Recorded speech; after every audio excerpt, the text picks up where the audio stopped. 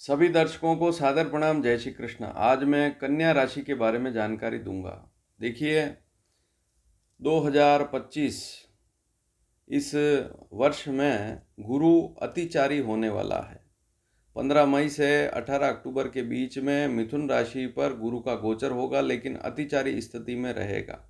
तो क्या अतिचारी स्थिति में कन्या राशि वालों का विवाह रिश्ता पक्का हो सकता है या अन्य क्या लाभ मिल सकते हैं, इस विषय पर आज चर्चा करेंगे। देखिए, अतिचारी गुरु की स्थिति क्या होती है, गुरु अतिचारी क्यों कहलाता है, कब ऐसी स्थिति बनती है, इस विषय पर मैं पिछले सभी वीडियो में डिटेल से जानकारी दे चुका हूँ। लेकिन मेष राशि का जो वीडियो है, वृषभ का जो वीडियो है, मिथुन का जो वीडियो है, कर्क राशि वाला जो वीडियो है, उसमें मैंने अतिचारी स्थिति को डिटेल में समझाया है। आप चाहें तो वहाँ पर डिटेल में इसको समझ सकते हैं।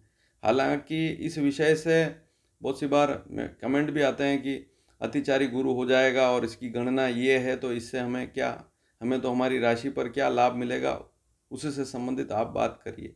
तो मैं आपको केवल राशि से संबंधित बात ही बताऊंगा, लेकिन छोटी सी जानकारी दे देता हूं कि अतिचारी स्थिति उसे कहते हैं जहां पर कोई ग्रह अपनी जो नियमित स्पीड है उससे अधिक स्पीड पर चलता है और उस राशि को जल्दी ही पार कर लेता है, तो उसे अतिचारी योग कहते हैं या अतिचारी स्थिति कहते हैं। अब गुरु एक राशि पर लगभग 1 साल तक रहता है, लेकिन इस बार मिथुन राशि पर अगर आप देखेंगे तो 15 मई से लेकर 18 अक्टूबर के बीच में 5 महीनों में ही मिथुन राशि को पार कर लेगा। अब सोचिए, कहाँ तो 12 महीने और कहाँ 5 महीने, गति कितनी तेज, 2.5 गुना गति हो जाएगी गुरु की। ऐसी स्थिति में गति ज़्यादा होने के कारण इसे अतिचारी कहा जाएगा। अब ये स्थिति क्यों बनती है, क्योंकि यह गुरु जो है ग्रह का वैसे नियम है सिंपल सा, सूर्य का चक्कर जो ग्रह काट रहा है, एक स्थिति ऐसी बनती है जब वह नज़दीक स्थिति में आता है तो वहाँ पर उसकी गति बढ़ जाती है। एक स्थिति ऐसी होती है वहाँ पर वह ग्रह जो चक्कर काट रहा है बहुत दूर है, तो वहाँ उसकी गति धीमी हो जाती है। अब एक बात और नोट करिए, गुरु भी अस्त रहेगा।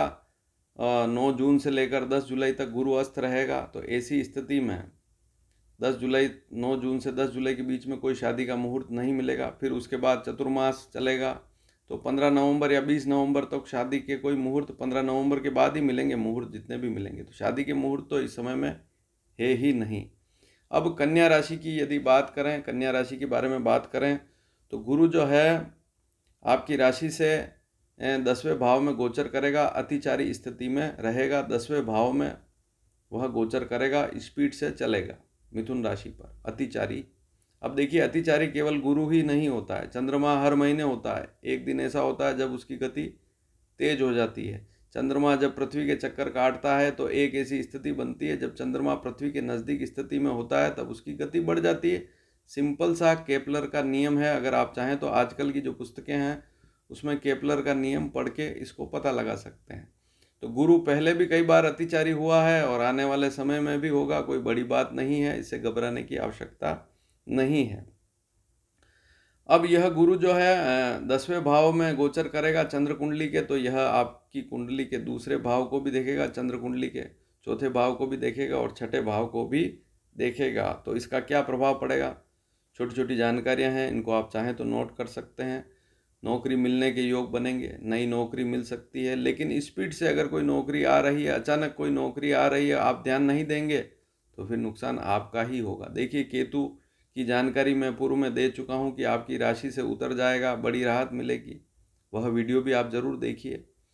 तो इस मई के महीने में 18 तारीख से बड़ी राहत वह भी मिलेगी कन्या राशि को। तो नौकरी मिलने के योग बनते हैं। सबसे बड़ी बात, कामकाज में तरक्की के अवसर बनेंगे। जो भी काम आप कर रहे हैं, व्यापार कर रहे हैं, तो उसमें भी अच्छी स्थिति रहेगी। और धन भाव को देखेगा तो धन की दृष्टि से देखें तो जमा पूंजी में वृद्धि होगी, परिवार का सुख भी मिलेगा, वाणी में भी कुछ शुभता रहेगी इसके कारण। तो अच्छी स्थिति है। और धन को कहीं अच्छी जगह इन्वेस्टमेंट भी इस समय में, जैसे आभूषण खरीदना या और कोई इन्वेस्टमेंट करना अच्छी जगह, ऐसा योग बन सकता है। मकान, वाहन, भूमि खरीदना, इस प्रकार के योग भी बन सकते हैं। खान पान पर थोड़ा सा ध्यान देंगे तो अच्छी स्थिति रहेगी। वजन ना बढ़े, अगर आपका वजन, कन्या राशि है, वजन बढ़ रहा है तो ध्यान जरूर देवें। दिनचर्या अच्छी रखें, खान पान पर ध्यान देवें। अब बात करते हैं विवाह। देखिए 10वें भाव में गुरु गोचर करेगा। क्या इसका सप्तम से संबंध है? देखिए सप्तम भाव का स्वामी, चंद्र कुंडली में देखेंगे तो सप्तम भाव का स्वामी गुरु जरूर है, दशम भाव में बैठा हुआ है, लेकिन सप्तम भाव पर गुरु की दृष्टि इस समय में नहीं रहेगी। तो आपको जो है अगर शादी का रिश्ता कहीं से आ रहा है तो इस समय में विशेष ध्यान लगाना पड़ेगा। विशेष ध्यान का मतलब कि अगर कोई रिश्ता आ रहा है और अगर आप अपने काम में ही व्यस्त रहे और उस पर ध्यान नहीं देंगे तो ये समय जो है 5 महीने ऐसे ही निकल जाएंगे। तो यहाँ पर योग दिख नहीं रहे हैं, नियम से देखें तो शादी रिश्ता पक्का होने के योग दिख नहीं रहे हैं। हो सकता है आपकी कुंडली में कोई सप्तमेश की अंतरदशा या प्रत्यंतर चल रहा है, उस कारण से कहीं योग बन जाए तो अलग बात है, लेकिन इस गुरु के कारण जो है यहाँ पर योग दिख नहीं रहा है। तो कन्या राशि वालों को यहाँ हताशा मिल सकती है शादी रिश्ता इस मामले में। तो अगर कहीं से अगर मान लीजिए कोई रिश्ता आ गया इस समय में, मान लीजिए 5 महीनों में, तो वो कहीं न कहीं कुंडली में कोई अच्छा योग होगा, उस कारण से आ सकता है। या निर्भर करता है, क्योंकि देखिए कन्या राशि वाले तो अनेक जातक होंगे लेकिन जो लग्न कुंडली है सभी की अलग अलग होगी। तो लग्न के अनुसार भी फर्क पड़ेगा कि गुरु आपकी लग्न कुंडली में किस स्थान पर गोचर कर रहा है। देखिए अगर आपकी कन्या राशि है, लेकिन अगर आपकी जो जन्म पत्रिका है, ध्यान से देखिए, उसमें अगर गुरु, आपकी जो जन्म पत्रिका है उसमें गुरु 3, 7, 11 और 9 इनमें से किसी एक अंक एक राशि पर लिखा हुआ है, एक राशि पर ही होगा, या तो 3 नंबर मिथुन पर होगा, 7 नंबर तुला का गुरु होगा, 11 नंबर कुंभ का गुरु होगा यदि आपकी कुंडली में, या धनु 9 नंबर अर्थात धनु राशि का गुरु अगर आपकी कुंडली में होगा तब भी इस समय में योग जरूर बन सकते हैं। अन्य स्थितियों में यहाँ थोड़ी संभावना कम दिख रही है। तो अगर कहीं से रिश्ता आ रहा है इस समय में और अगर नहीं आ रहा है तो आपको थोड़ी मेहनत ज़्यादा करनी पड़ेगी, यहाँ पर योग कम दिख रहा है, सीधी सी बात यही है।